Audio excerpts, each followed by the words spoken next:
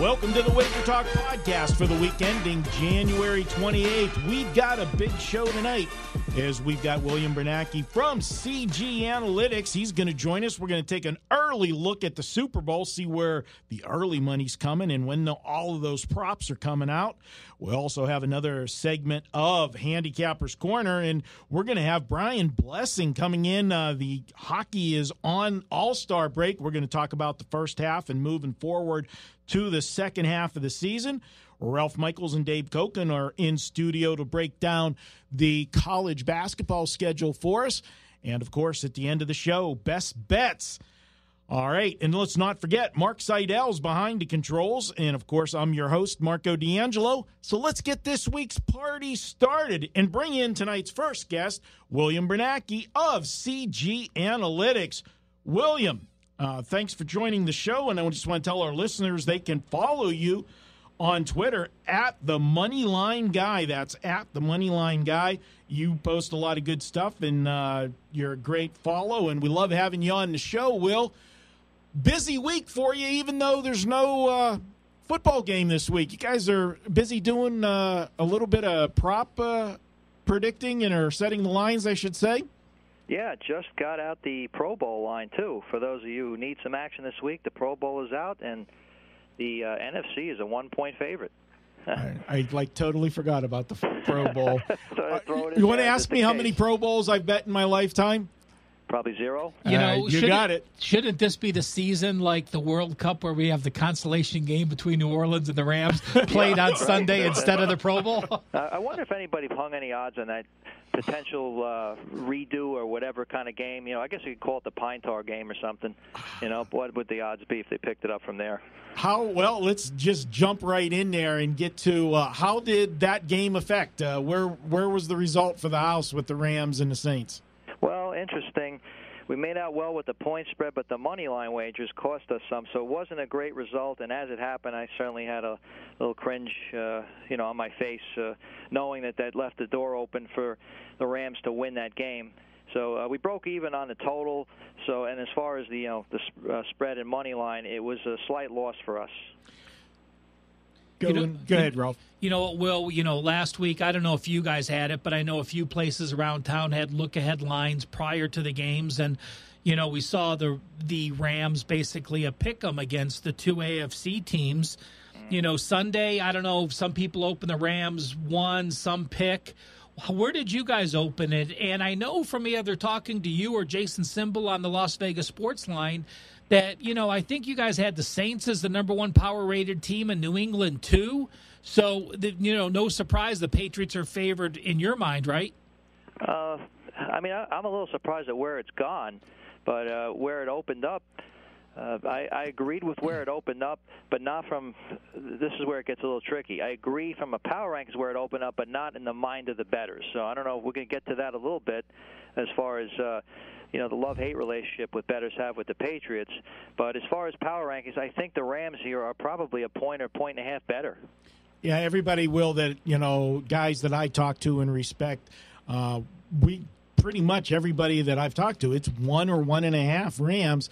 But there's a difference, when you talk to people out there and you talk about, what the power ratings are and what the true line is, you guys are putting up a number where you're trying to get that even action. And the minute that it was posted at, one of the offshore places at 1.5, that thing was gone in minutes. I mean, everybody jumped on the Patriots, and it's one of those things that, the public, we know they, for the most part, love the Patriots as far as betting them. And ironically, the last couple of weeks they haven't. And I'll backtrack for a second because we forgot to ask you the result on the Kansas City New England game.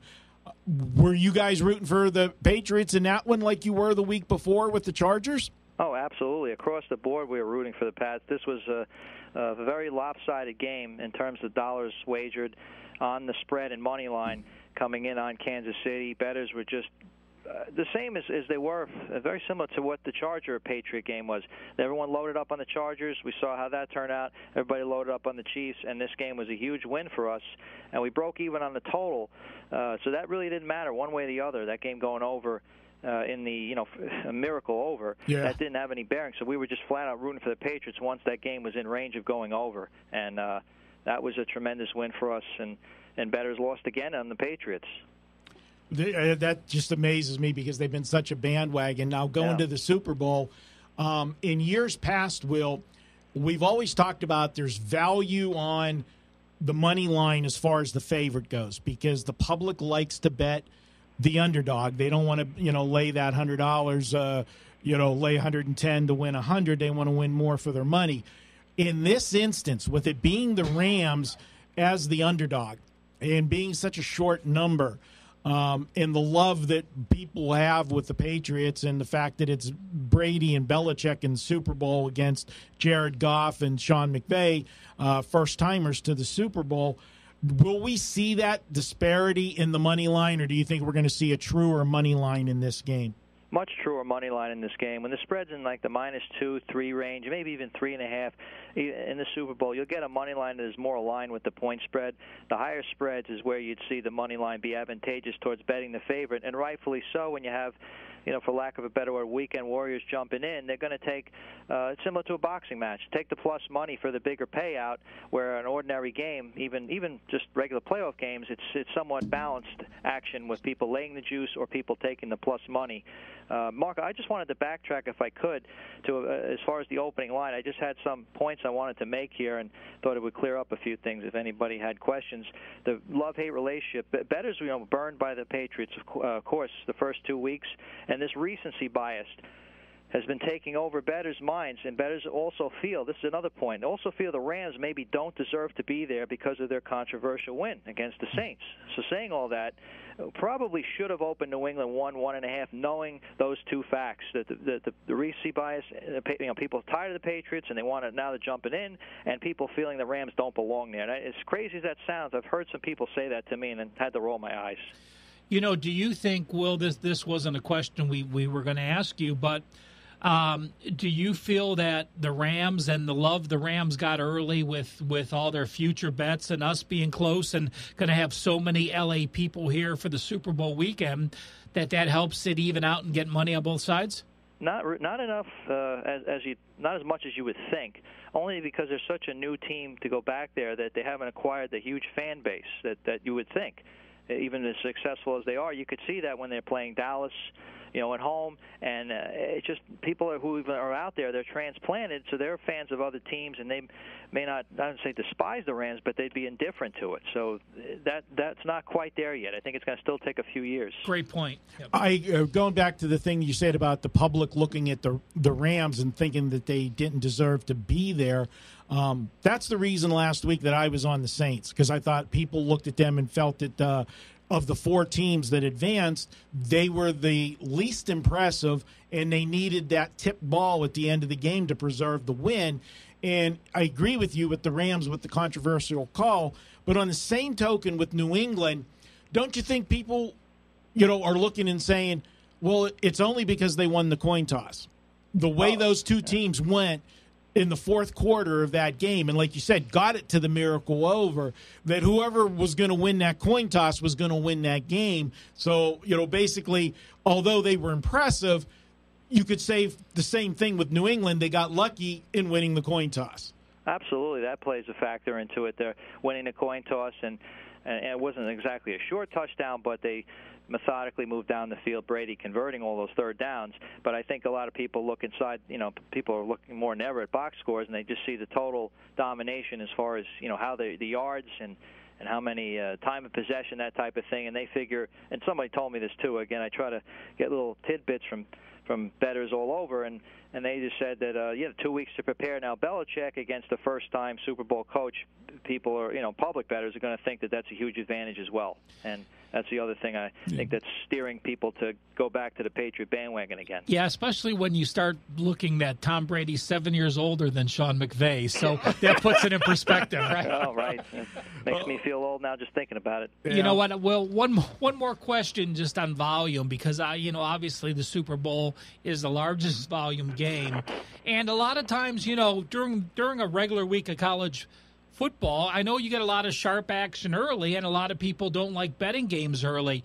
What percentage of Super Bowl bets, just off the top of your head, are made a full week in advance compared to the week of the game or that weekend of the Super Bowl? Well, as far as betting the point spread, money line total, those type of things, even first half, the percentage that, again, it's off the top of my head, before that come in before you said the first week? The first week, yeah. First week. I'd say it's somewhere in the, 15% range, maybe less, 10%. Yeah. Just a fair guess. I mean, that, and then, and then 50, 60 spread out during the week? Or is it, do you get, Saturday, Sunday, when the hotels are full and everyone's here to party, is that half of your money those 2 days or even more than that? Well, I'd say the initial rush when the number comes out Sunday into Monday, and then you have a lull from Monday up until you can put the props out, tomorrow right? evening. Yeah. And then Friday through Sunday, and then pretty much, they're on, maybe a little lull next week, but Friday to Sunday, just nonstop. People getting down on everything, props and spread, point spread, money line, you name it, teasers. Going to looking at this line, I just want to ask you, we've seen 2.5s all over town. We saw one book go to 3 for a very short period of time. Immediately that 3 got eaten up. Do you see this staying at 2.5, or do you see it pushing to 3 at any point? I see it pushing to 3. How long it stays there, it's anyone's guess. But I see it getting to 3 at some books. You'll see 2.5, 115 at other books, that type of thing. But there'll be 3s readily available. I do believe that's the case, just considering how lopsided this betting. I anticipate it being maybe the most lopsided Super Bowl we've ever seen. Wow. That's a big one. And last thing to ask you, when are all the props coming out? Tell our listeners. Well, they'll be up by tomorrow. The latest I would say would be about 4 p.m., 5 p.m. in that range. Okay, good stuff. And then, for our listeners, I know this from Jason, talking on the Las Vegas Sports Line earlier, you have to go to the properties this weekend to bet, right? Correct? And it's not going to be on the app for a few days. Believe so, but we're trying to work on it to get them out there sooner. That's not something I have a definite answer on, but definitely check back sooner than later as far as the props being on the app. But, yeah, for the time being, going to one of the properties just to make sure you get your prop sheets and everything so you see what's going on and you can make your bets while you're there so you can lock in your prices. Yeah. Awesome. And the beauty of, they've got so many locations around town all over the Strip, no matter which end of the Strip you're at.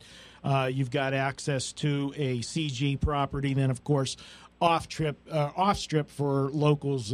You've got the M, you've got Silverton, you've got the Palm. So pretty easy to get yourself to a CG property. William, thank you as always. I appreciate you jumping on. Hope to talk to you next week because we'll have a lot of questions for you as we get just a few days away from the Super Bowl and see where the money is coming in at. Oh, always a pleasure, guys. I try to stay on top of things hour by hour, so be back next Thursday. Thanks, Will. All right, Will. Thanks. Have a good one. Okay, guys, we're going to step out and take a quick break. When we come back, it's Handicappers Corner here on the WagerTalk Podcast. It's Manic Monday, and that means every pick at WagerTalk.com is just $9. Get a play in any sport valued at up to $30 for just $9 each and every Monday at WagerTalk.com.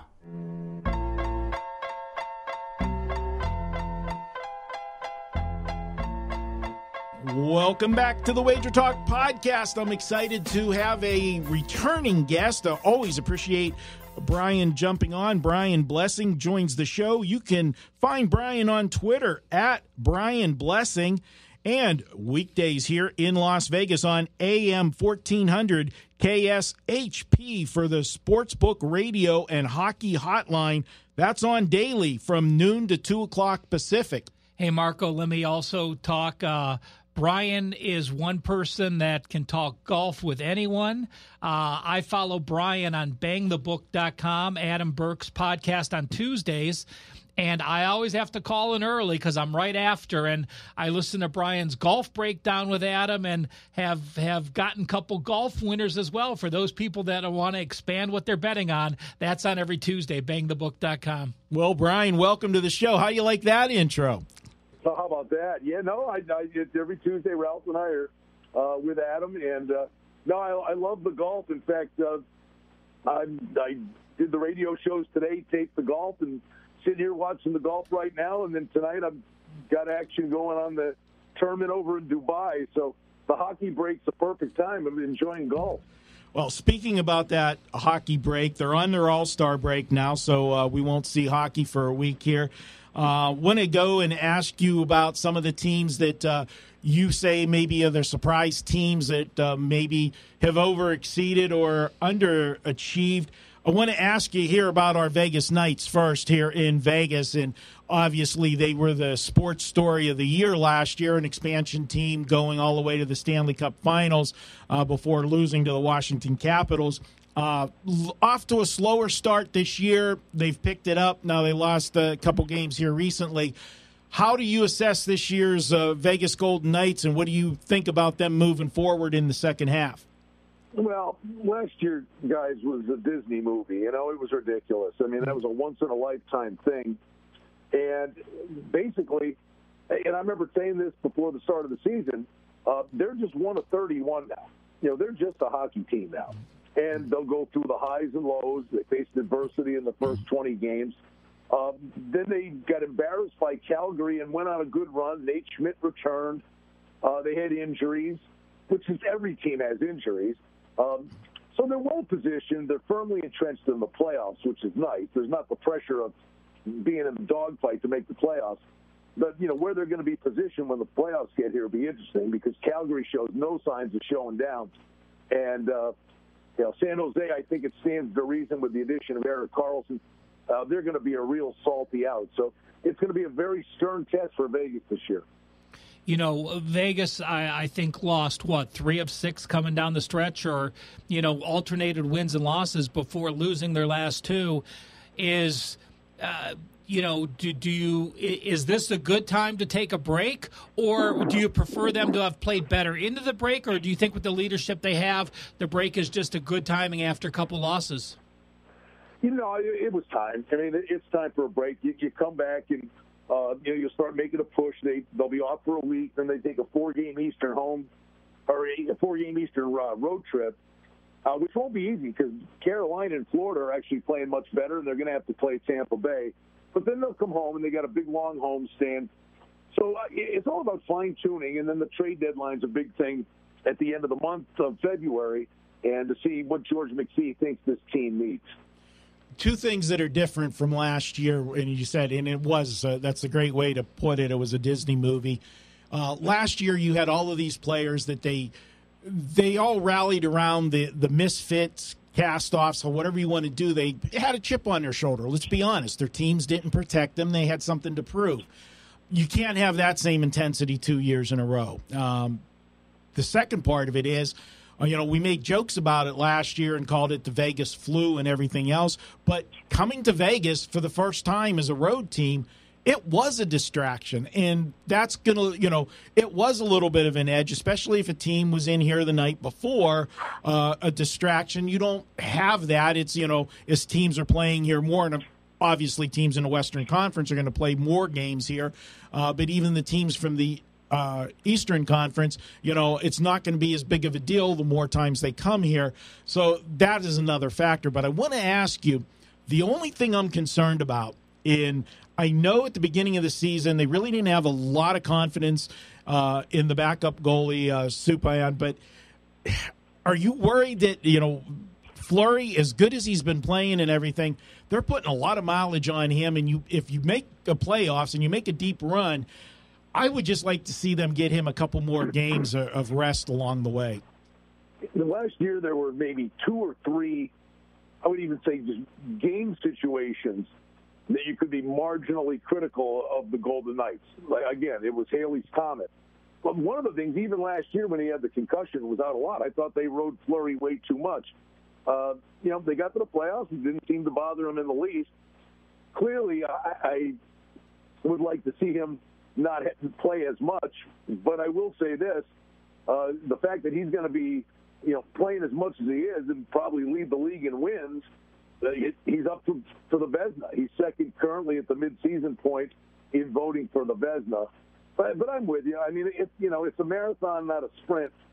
But I do think they ride him a little bit too much. And it is a legitimate question, is what do they believe about Subban? the big picture. But the thing for Vegas, to me, last year changed everything. You know, what the master plan was. And now Fleury's playing at a really high level. Dave Pryor, the goalie coach, has made him more aggressive. He's playing some of the best hockey of his career. I think the window for Vegas, to be brutally honest, is right now. I think they have a 2-3 year window with this goaltender. Because honestly, I mean, I have the goaltender of the future I don't see here. So, you know, if you're going to go for it because you got the goalie that can win it for you. I agree with you 100%. All right, let's put you on the spot.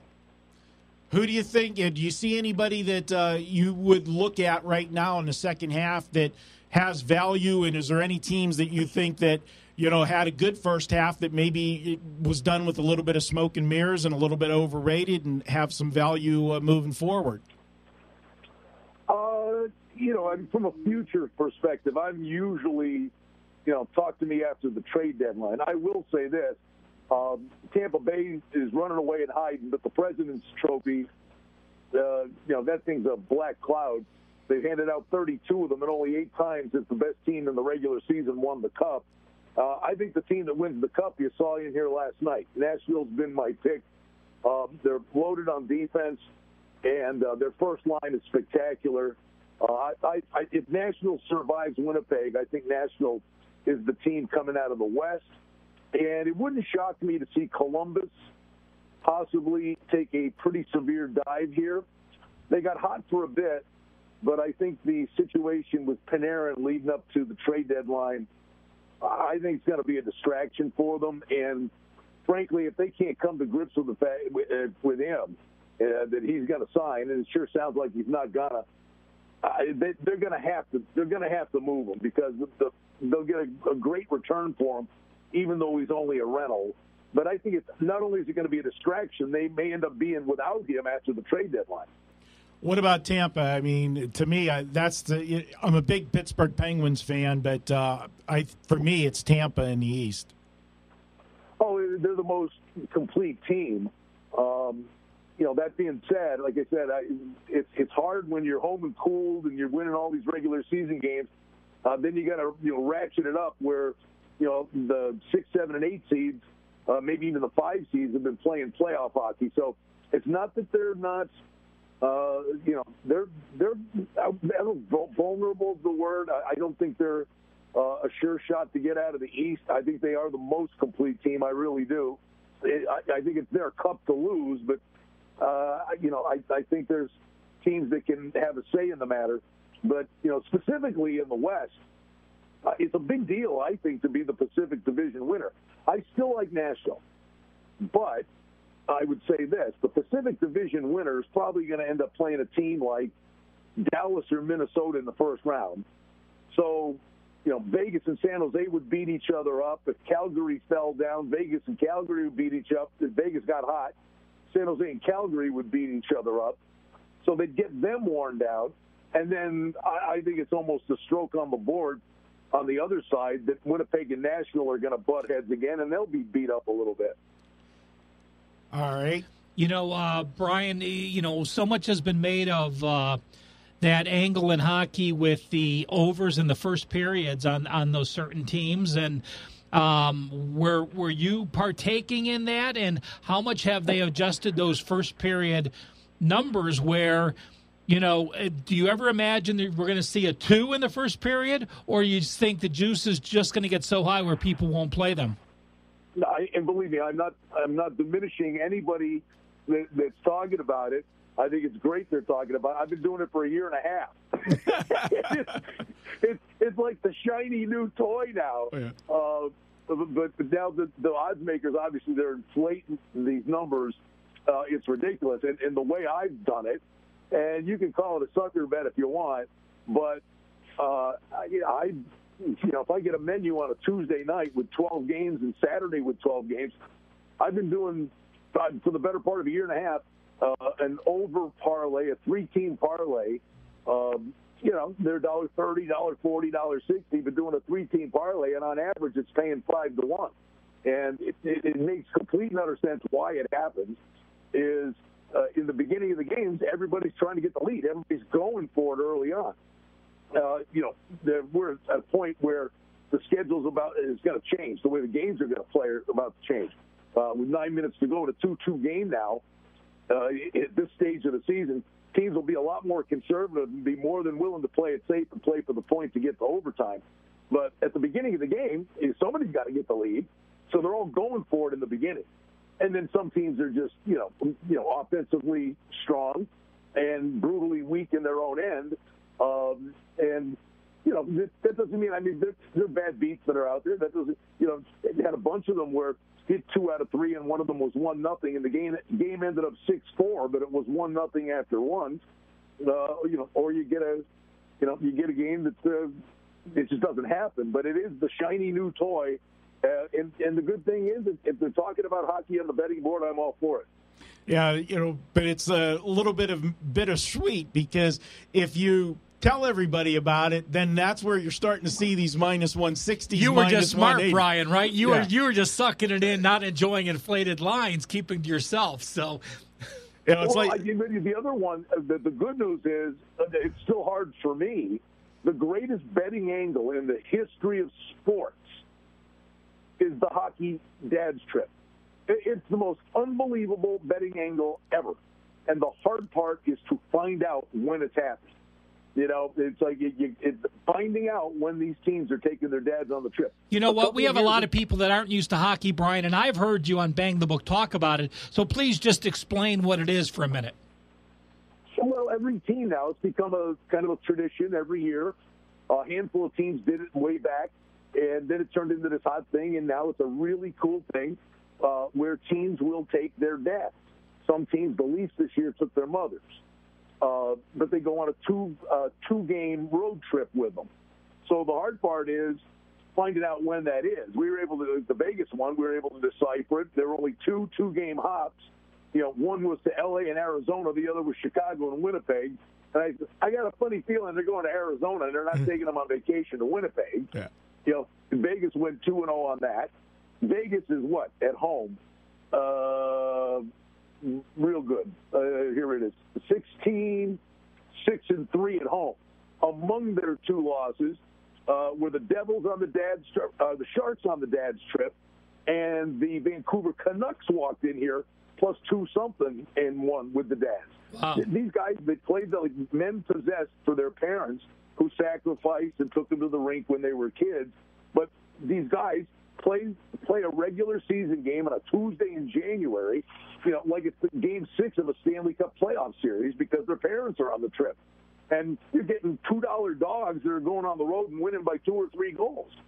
That's an incredible angle, and I'll be honest, Brian, I didn't know of that till this year. And our other good buddy, Brian Leonard, we were at a bar watching the games the one night, and he started telling me this is, Vegas, it was when Vegas was on it, and he explained it to me, and that is a great angle, and we got to figure a way to find out information for all of the teams because that's something that just blindly playing because, as you said, it's a road trip. So in most instances, you're going to be plus money. This is one of those angles that all you have to do is hit 50%, and you're going to turn a profit because of the numbers that you're betting.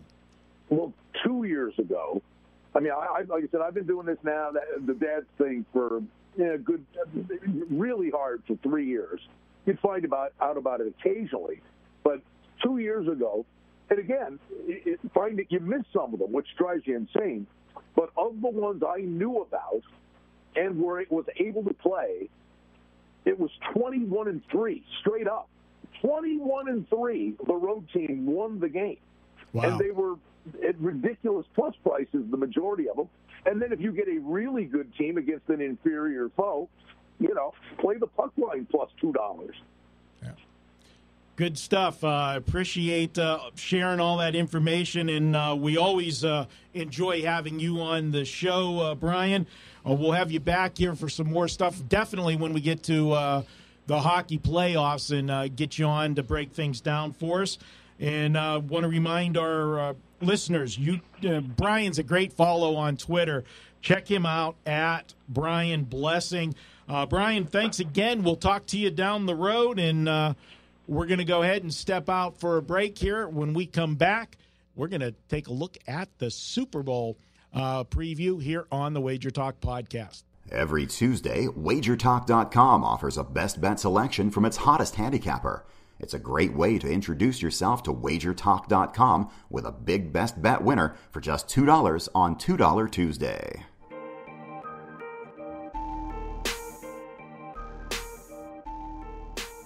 Welcome back to the Wager Talk podcast. We're going to jump in, take a quick advanced look, guys. Super Bowl. It's coming up. We know who it is now. New England. Yeah. New England once again. The Rams in a little bit of a controversy with that game, obviously. We'll see what if we get any rules changes next year. There's going to be a Rams rule put in where coaches will now be able to challenge pass interference, which, I don't know why they didn't think of this a long time ago, but at least they'll fix the problem now, and they'll be able to challenge a missed call like we had at the end of the New Orleans Rams game. Like we got the tuck rule from the Patriots Raiders way back when. Took forever to change it. Yeah. At least they're going to operate. I think this to me is a done deal. I don't think there's any question that this will be put in next year by the Rules Committee. So my problem is never. Almost every play you could say there's pass interference because the guy touches someone. It's still a challenge situation. Right. So, as blatant as that was, and it's a shame that, and then go 2 years in a row. If you're a Saints fan, you really got to feel bad for them with the way they lost last year and then what happened this year. I don't know. Hey, it's like being a Browns fan. The drive, the fumble. Yeah, but and here's the thing though. Yeah. And look, it was a terrible call. There's no non-call. Yeah. There's no question about that. But at the same time, why you pass the ball twice in that spot? Yeah, make them use all their timeouts. Run the clock down. That was bad coaching. So that was one of the few times Sean Payton that you got to put it on him with the play calling and the way he did. I agree with you 100%. And as somebody that had the Saints, I was not happy with the way. No, I had the Saints too. And that's the way it goes though. And by the way, just my 2 cents on the book back east that's deciding to do refunds or something like that. Yeah. Enough with the nonsense, okay? Can I have my money back on all the bets I shouldn't have lost and did over the last 40 years? It's part of gambling. Yeah. And I can't stand it when books do this, and I think it's bullshit on their part too. I think it's just a way to get some free publicity. Oh, look how nice they are. That's a lot of crap, okay? Any gambler knows you're gonna lose some games that you shouldn't have lost, and that's just the way it goes.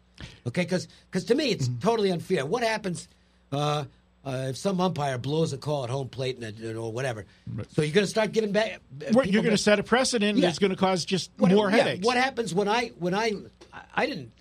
I lost the money line. Well, but I didn't have it there anyway. But you're going to tell me that it's fair that because this was a high-profile game, you're giving the money back, but because it's I don't know. Middle of August. If you bet Duquesne in college basketball and Danbert picks up a double technical with 5 seconds to go and it costs you the spread, can I have my money back on that? No, don't do that, okay? Don't do that. I know you're new to legalized sports wagering, company in question. Cut the shit, all right? Treat it like it really is. This is gambling, and that's part of gambling. Yep, take your lumps when they come, and you can't help it. And let's face it, we've all been on the other side of a good call too. You can get on the wrong side of anything. It happens. You can be on the right side. Listen, if you're playing poker and you get aces in the hole, I guess you should automatically win every pot because you're the favorite. Yeah, that's just not the way it works. Okay. Nope. Yeah, I agree with you 100%. Well, let's get to this game. The line opened up. First book that brings out the Rams at 1 or 1.5. We saw around. Well, let's talk to the look ahead line. The week before, you could bet the Rams pick against the Patriots. So that line was out there for a full week between the games. They had all 4 options. The Saints were a 1.5 point favorite in both. The Rams were a pick against both teams, and that was up there until the first game started, where you could bet those for a week. And then after the game was done, they decided to go, and there was a lot of discussion on this, okay? Because I've talked, and we've done the radio show stuff, and I've talked with guys, and there was a lot of discussion as to whether to go with what amounted to the analytics line, which is the Rams a point and a half. Minus 1.5 is the analytics line in the game, by and large. It might vary by a decimal point, but it's mostly Rams minus 1.5, or go with to me, what is the true line based on what you're going to get from the marketplace. Right. And that's why I tweeted out at halftime last week that I thought Patriots, and this was at halftime of the Patriots-Chiefs game, the tweet was, should be Patriots -2 in the Super Bowl. I think I got it right because that's where the line ended up eventually. I don't agree with where they opened it. That's not a pick on the game, okay? That's not a selection on an opinion on the game. It's an opinion on where the line was.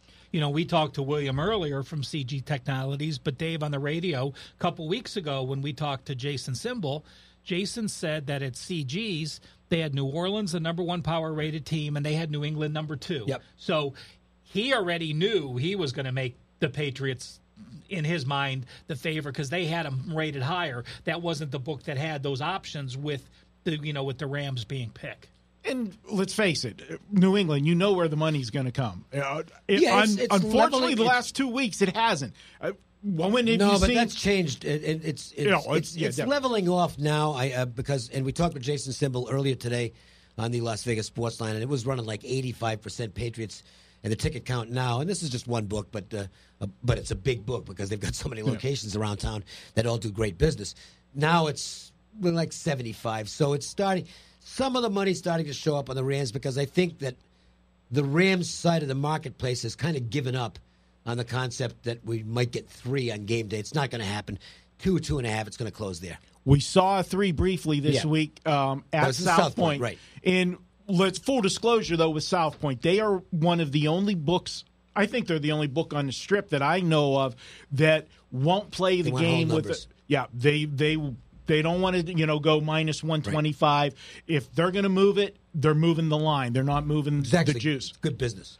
From a business standpoint, it's Michael Gordon knows what he's doing, and they do a ton of business, and they got a lot of action on this with that game being moved to 3, even temporarily. It's a book that here in town, it's not right on the Strip. They have 2 locations. Right. One's at the far south end of the Strip, past everything that's anybody knows of. You generally don't come to Vegas and be making trips to the South Strip Point. sends Mandalay Bay. Although they ought to, because it's a terrific hotel. They do a great job. Great restaurants. I love the South Point. South Point is great, and then the other one is in Rampart that they run the sports book too. And I'll tell you, for anybody living in the Summerlin area, the Rampart, what they did with the sports book there is unbelievable. But again, when you have an independent book like they are, they're their own book, and as you said, Michael Gahn gives Chris Andrews and Jimmy Vaccaro over there full reign of what to do. It's nice to see it's old school bookmaking at its finest.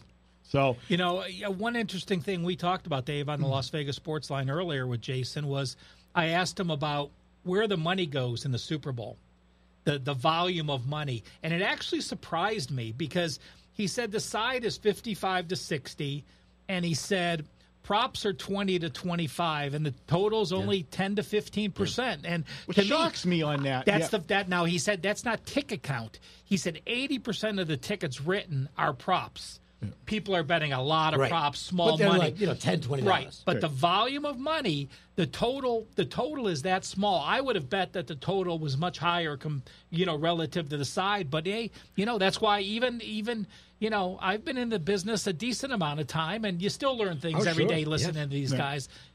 And we've had how many years in a row they've beat the Nevada record for the Super Bowl handle. They're going to do it again this year, even with new states getting involved legally, because now people are betting huge percentages of people betting on the apps now, and that's just going to keep on growing. So they'll obliterate the record again this year. In game is what's moving that is too. That's what's got it over the last several years because so many people are just pounding away, and it's every play there's a change in that number, and when you get the games with the scores going up and down the field with the I remember the Monday Night Football game with the Rams and the Chiefs.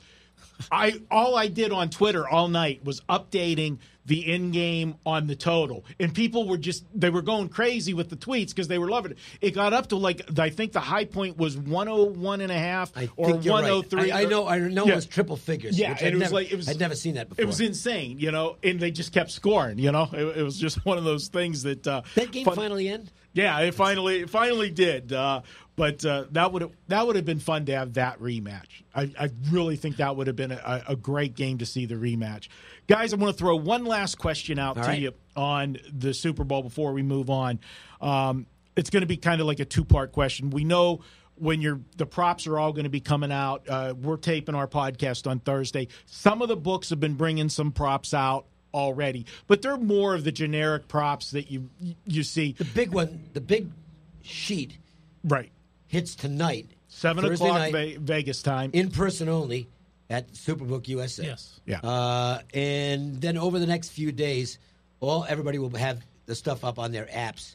And, CG will have their sheets out tomorrow at 10 a.m., but you can't bet on the apps till after the weekend. So you need to go there. It varies from house to house. So that's why you have as many of the apps. Get them all. And by the way, I'll mention this. Just why not? It's worth mentioning. Westgate and Caesars, you don't have to have an account to download the app. Okay. And see what all the numbers they have up, up, which is really good. So you can take a look at how easy it is to navigate these things. And then if you're in town, get an account, even if you're visiting. And this is good advice for people coming in to watch the Super Bowl or later on for March Madness. You can basically be a Nevada resident while you're here. Okay, you just go open an account at any of the books, and then when you're ready to leave, you cash out. And in fact, most of them are set up so that you don't even have to go there to cash out. You can have them send you a check if you want. Yep, absolutely. And last thing that I want to ask you with the props, we'll see more going into next week, and it's a question, that I want to ask the sportsbook directors that we talk to. How do you set numbers involving Todd Gurley right now? That's tough because he's not healthy. Look, he carried the ball 3 times in the Saints game, and he just doesn't have a first step right now. So maybe the swelling's gone down in the knee, but he's not, in my opinion, he's not healthy. No, he's going to get an extra week, but he had 3 weeks before the playoffs started because he didn't play the last 2, and they had a bye week. But he did That's a great question to ask. But that is a game. If you remember, though, with the 3 weeks rest, he did have a good game, the first playoff game. Yeah. I mean, he has as many yards as Anderson in the 2 games, and he's averaging 6.4, I think, yards per carry. But he got all of it in the first one. Right, yeah. So maybe that extra week off might be able to see a little more from him. You know what, Marco, and just mentioning props, if you guys haven't gone to Wager Talk, check out the prop records for the last 9 years. I did a sheet up there. You can either go to Wager Talk News and go to the NFL page, or go to my homepage. It has about 30 categories. It has what the results are each of those last 9 years. Things like, did you guys know that, I know you guys know, but to our listeners, that the team that has scored last has won the last 9 Super Bowls. How about the shortest touchdown of 1.5 yards? That's the prop. Will the shortest touchdown be over or under 1.5 yards? It's gone under 1.5, 5 of the last 6 Super Bowls. You get those 1-yard touchdowns, or you get a defensive touchdown for 0 yards. So check it out. It's free. It's a free download. It gives you about the 30 most popular props each of the last 9 years. All right, good stuff. All right, guys, we're going to jump out. We'll have more stuff on the Super Bowl next week. It'll be Super Bowl all week long at Wager Talk next week. We're going to have a ton of videos. We're going to be in studio next week on Monday. We got a lot of bookmakers coming into town, or coming into studio, I should say, and some special guests as well. It's going to be a fun video session. We'll be taping. We're going 3 hours at the studio, so we're going to have a lot of information for you guys. And then, of course, we'll cover everything again here on the podcast later in the week, updating everything from Vegas. We're going to step out. When we come back, guys, we're going to take a look at some of the big college basketball games this weekend. Got some good ones. That's up next here on the Wager Talk Podcast.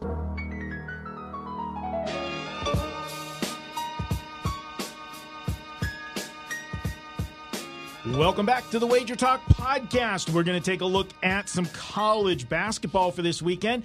Want to tell you this segment is sponsored by uwager.eu.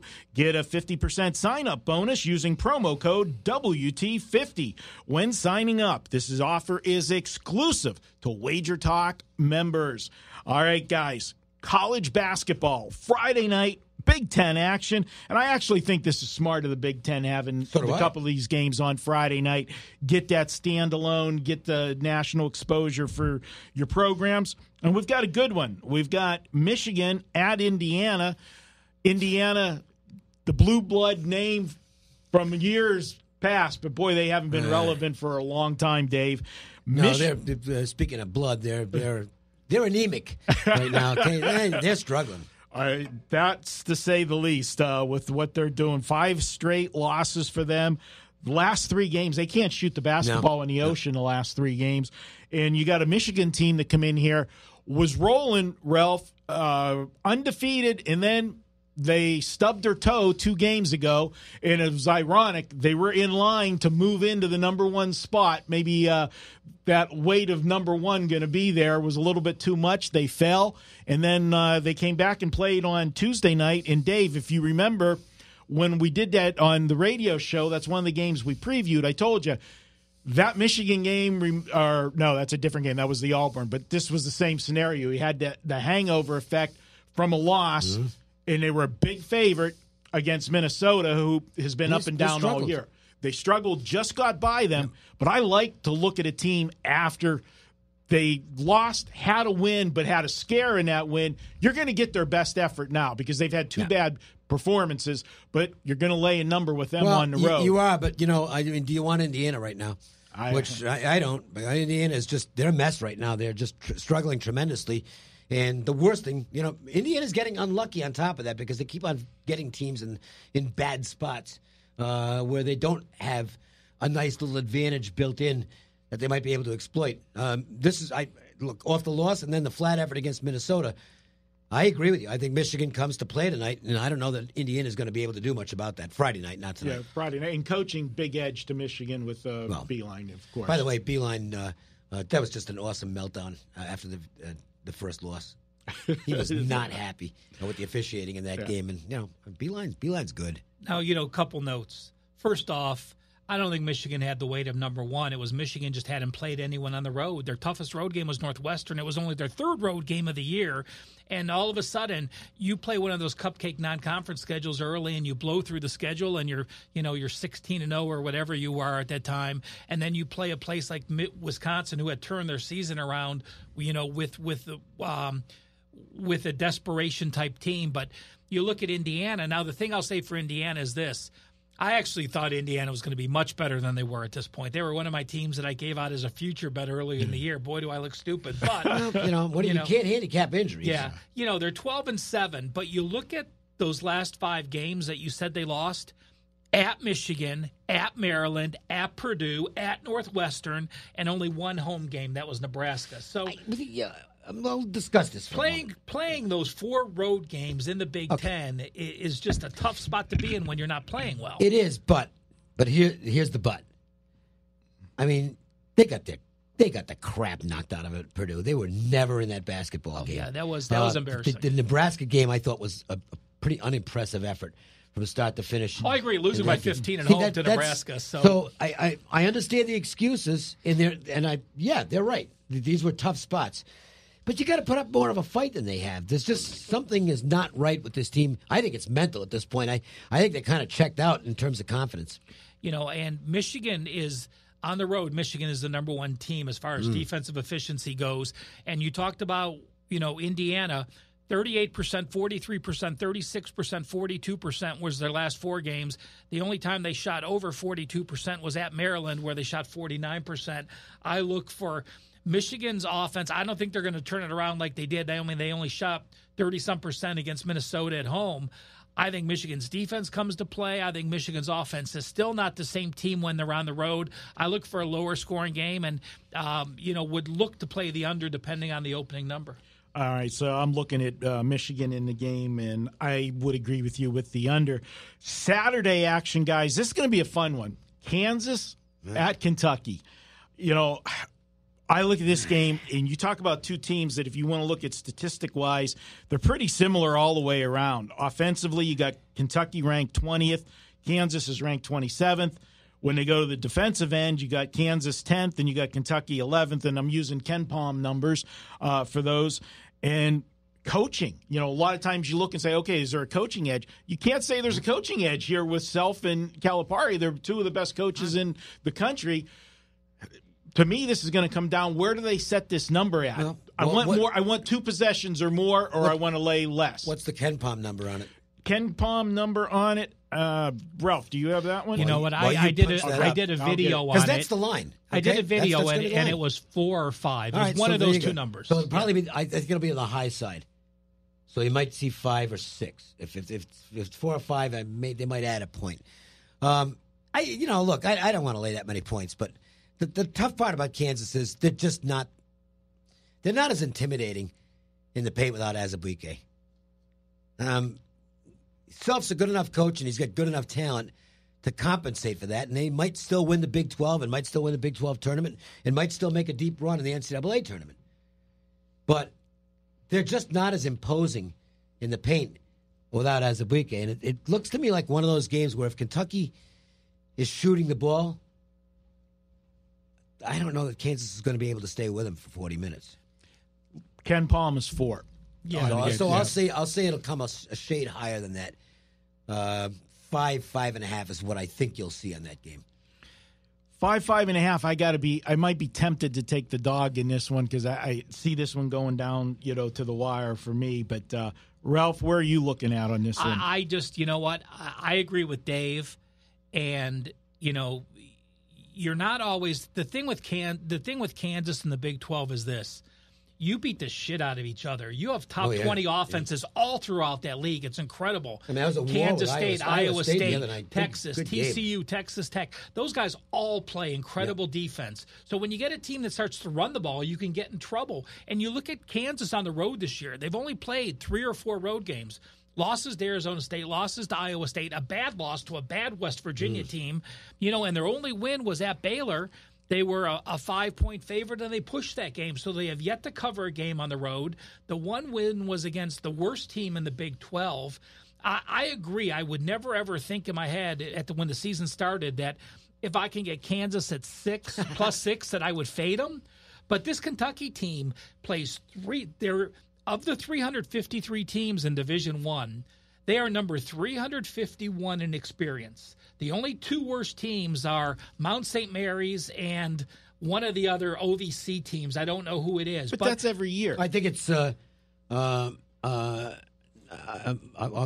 just blanked on it. You know what? I know the team because they lost everybody from last year. NC Asheville. That's it. NC Asheville. Yes. Yeah, well, I knew it wasn't Ohio Valley because I remember I actually won a bet against NC Asheville with Manhattan of all teams this year, and looking back on it, it's like, God, I actually bet and won with Manhattan, which was a really bad team. But yes, every year, yes, and yes, they had 4 people drafted. But when your starting lineup is freshman point guard, freshman shooting guard, freshman shooting forward. Your power forward is a sophomore, and then your center is the only guy with experience, and he's a transfer from Stanford, so he's still new to the team. But that's the kind of team that gets better and better, and at home, and they're all the good kind athletes. of team you fade at home. Yeah, they're not Duke athletes, but I'll tell you what, they're lower first-round picks. They may not be the first 2 picks in the draft like Barrett and Zion, but they're still going to be drafted later on. So I would, to me, if Kentucky comes 3 or 4, then I would say that Kentucky might. I don't think they will either. I'm just sort of hoping, But I mean, because we know they use the Ken Palm lines as a basis, and there's nothing wrong with that. They're great projections. Yeah. But I think they've got to go high here. Yeah, I agree with you, just the way Kansas has played. So if the number does come low, I would look for Kentucky. But even if it comes 6, I could not back Kansas. Okay, all right. I don't think if it goes 6, I might actually look at it at that point and say, that might be a little bit more value than I can pass up for a small bet. We'll see. We'll see where the number comes Saturday. Here's another good one, and this is the game that I was thinking about that we talked on Tuesday. Auburn at Mississippi State. Marco, you start this one off because I know you did this video on it, so you have a strong opinion on here, so you lead the way. Well, as I said, Tuesday when Auburn played, they were coming off that gut-wrenching loss to Kentucky the game before. Phenomenal comeback. Barkley's there.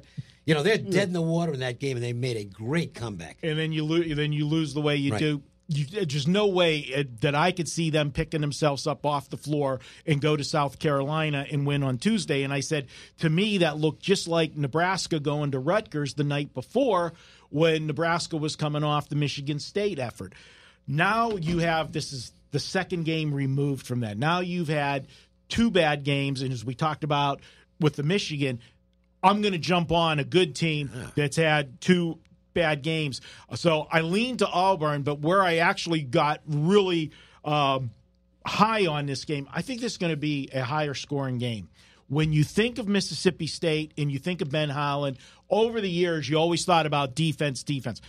That's not his team this year. They're not playing great defense. Good athletes. You know, they're scoring points, but they're not doing it on the defensive end. And you're looking at Auburn's the number 11 offense, Mississippi State's number 51 defensively. So huge edge to Auburn when they have the ball. And then when you flip it around, when Mississippi State has the ball, they've got the 21st offense, and Auburn's got the 53rd defense. So you got good offenses against, middle-of-the-pack defenses. I think this is going to be one of those games that's going to go up and down the floor. I have it taking the over in this game, and I want to see 151 is my number. I want it, 151 or less, and I'm going over the total. That's where I'm at. So, again, we're taping these before the lines are out, so we're giving you guys parameters of where we're looking at this stuff. I'm thinking it comes 147, 148. So, in my mind. Now, I'm gonna jump in and say this. Just like Michigan struggled on the road at Wisconsin, Auburn has not been a good road team. They're 1-6 straight up in ATS on the road their last 7 road games. The defense is not the same on the road. He doesn't have them playing the same way. And to me, they're coming off the Kentucky loss at home. They're coming off the South Carolina on the road. And yes, are they going to bounce back? The SEC has a lot of good teams this year, and it's finally where, you have to fight back-to-back games like the Big Ten and the Big 12 have been. And it wouldn't surprise me at all if Auburn loses a 3rd straight here. All right. Anything you want to add, Dave? No, I just don't have a real opinion on this game at this point. So rather than just toss some extraneous BS out there, I'll just sit back and listen to you guys. And thanks for confusing me even more. All right. Well, let's go to this one in Virginia at Notre Dame. Oh boy. Notre Dame is a home dog. You always have that mystique. So beat up. They are in Virginia. They had their loss against Duke, but, they came fighting back. They took that one right down to the wire. This is a team, I know, everybody says, yeah, we've seen this and done it before, but they're my pick to go all the way. I just like this team. They're not mine because I don't trust them at tournament time, but this isn't a tournament. Okay, this is just a regular season game, and this is a bad matchup for Notre Dame. I know Bray's going to have the Fighting Irish as ready as they can get. But it's already becoming apparent. It's like Notre Dame's at the point now, even if they get a signature win, it's not going to do them any good. They're not going to make the NCAA tournament. They're probably not going to make any tournament this year. It's the 2nd year in a row where they've suffered a devastating injury.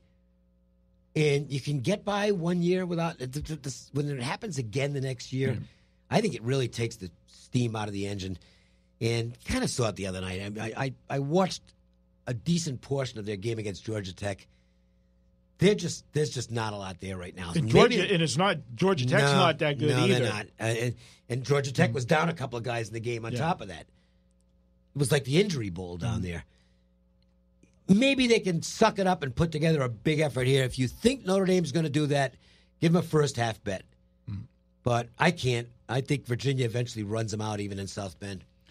Ralph, you look at Virginia, this defense, we know how good it is. It's so nasty. They've held 9 of their last 11 opponents to 59 points or less. 4 of those 9 they held to 49 or less. That's just absolutely insane. But the difference this year with Virginia, unlike past years, they've had this defense for how many years now? But they were only scoring, in the high 50s or 60s. This was a team that struggled to get points. That's not the case this year. They're one of the most efficient offenses in college basketball this year, and they're hitting just a tick under 40% from three-point range. That gets you some separation in a game in a hurry when you're knocking down threes at a 40% clip. Yeah, the Notre Dame game, I don't know. Virginia has NC State on deck. NC State, obviously, a ranked team now, but I don't think you're not going to look past Notre Dame. But I'll tell you what, Virginia is 26-7 on the road for a reason. because defense travels. You don't have to. You're not going to have cold shooting nights when your defense is that good. You've mentioned it a few times how their offense is this good. Virginia on the road has gone 14-1 against the spread their last 15 games. The only game they didn't cover, they went to Louisville and won that game, but didn't cover as a couple-point away favorite, winning 67-66. I just think Notre Dame is done, Dave. I agree with you. Home losses to NC State, to Syracuse, to Boston College. They beat Boston College, but they lost NC State. They didn't cover against BC. Notre Dame 1-6 straight up in ATS their last 7.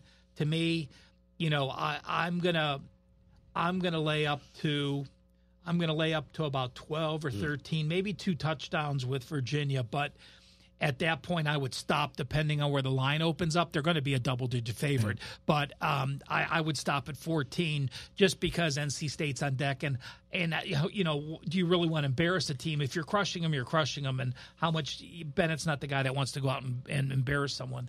Where do we talk about in baseball that there's a floor to over-unders. With a team like Virginia, how low can Vegas make a total? Because I'm interested to see if this comes like 126 or higher. I got to look to the under because I don't see how Notre Dame scores. Notre Dame going to get more than 50? Where's it going to come from? Exactly. And, so even if they only get 50, you're going to have Virginia's going to have 75. They were 131 at Georgia Tech. So, yeah. I think the play is to look to the under. Now, we know that Notre Dame would rather play at a faster pace, but they don't have the guns now to do it. Look, it's just the way that's exactly right. The personnel, it's just not there this year. I mean, look, if this team could have stayed healthy, they might have been a really nice team, but they didn't. I think I feel safer taking the under than laying the double digits on the road, as you said, with Bennett not wanting to, run the score up there. I could see this just hanging around 15 the whole game, and then you get a couple. It's also probably Notre Dame's only chance to stay in it is to voluntarily lengthen their possessions and hope it's 55-50 type of basketball game, and maybe they can pull an upset. Notre Dame, as you said, their last 4 games, 4 straight unders.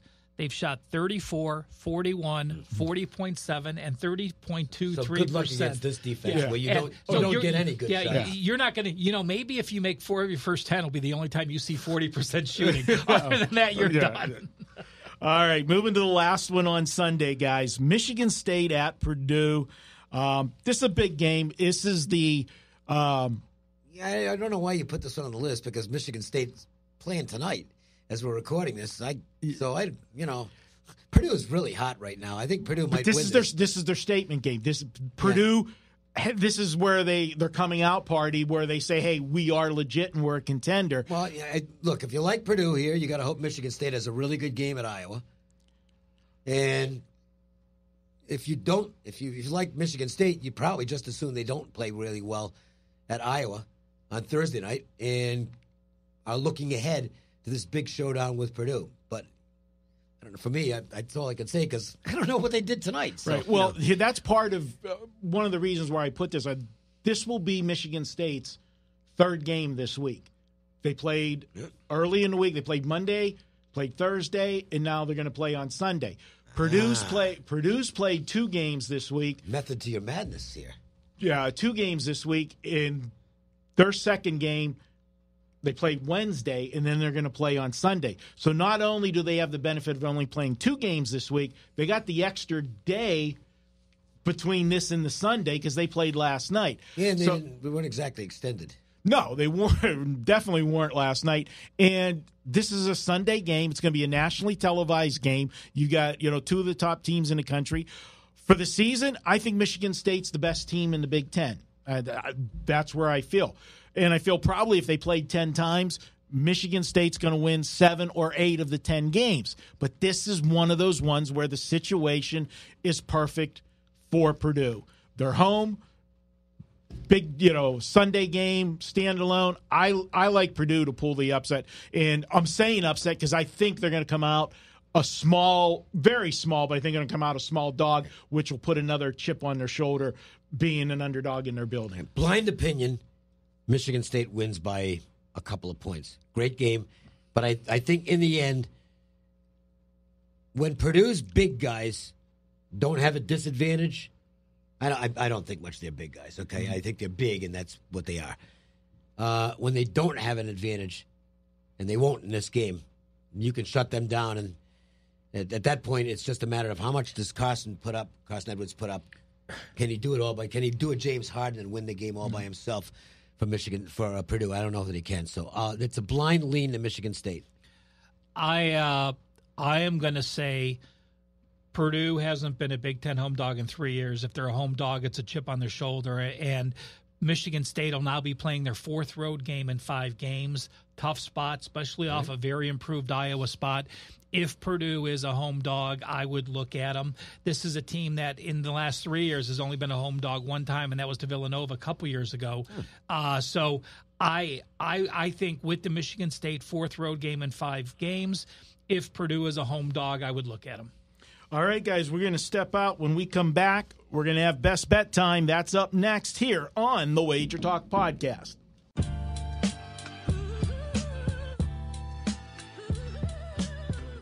Welcome back to the WagerTalk Podcast. We're going to jump into Best Bets, and we're going to go to the man under the hat, Dave Cokin. What do you got for us for your best bet for this week? I'll go ahead and, as far as the games we talked about on today's podcast, I want to look at the Friday game. I just don't think it's a good spot for a discouraged Indiana team right now. And the Michigan third game now since the first loss, and then the kind of flat effort off that. I think Michigan's coming to play here. 3.5 to me is reasonable. So Wolverines minus the points. Friday night. Yes. Good stuff, Dave. Ralph, where are you going? You know, I'm going to fade my Ohio State Buckeyes. 5 straight losses. They failed to cover 5. They lost road games at Rutgers and Iowa. Nebraska was 19-1-1 as a home favorite.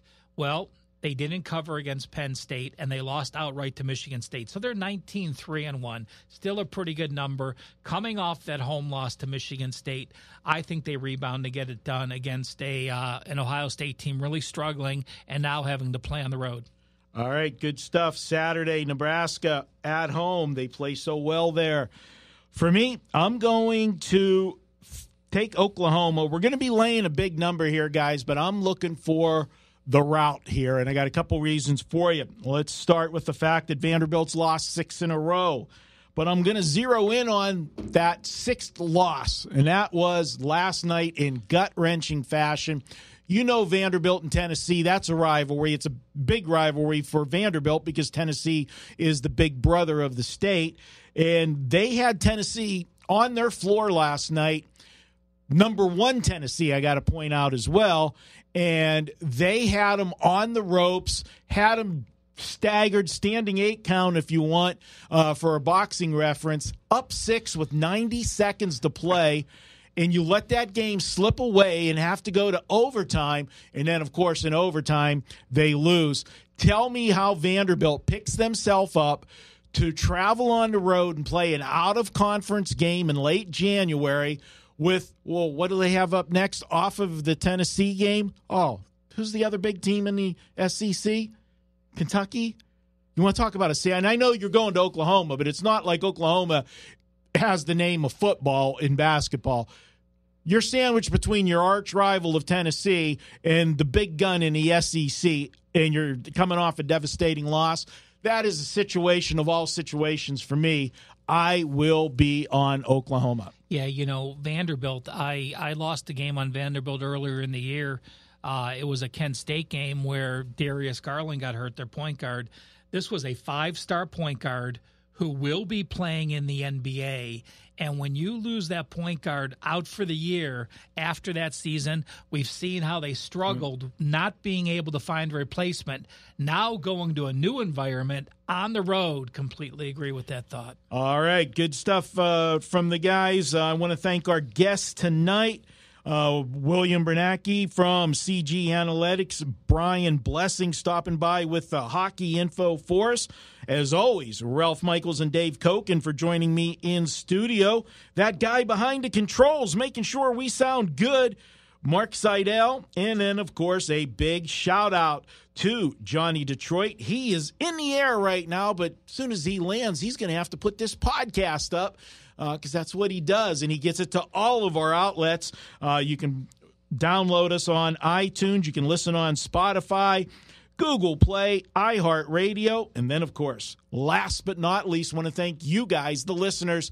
Hey, we wouldn't be doing this if it wasn't for you. We appreciate you tuning in each and every week. We love the comments whenever you talk back to us on Twitter and social media.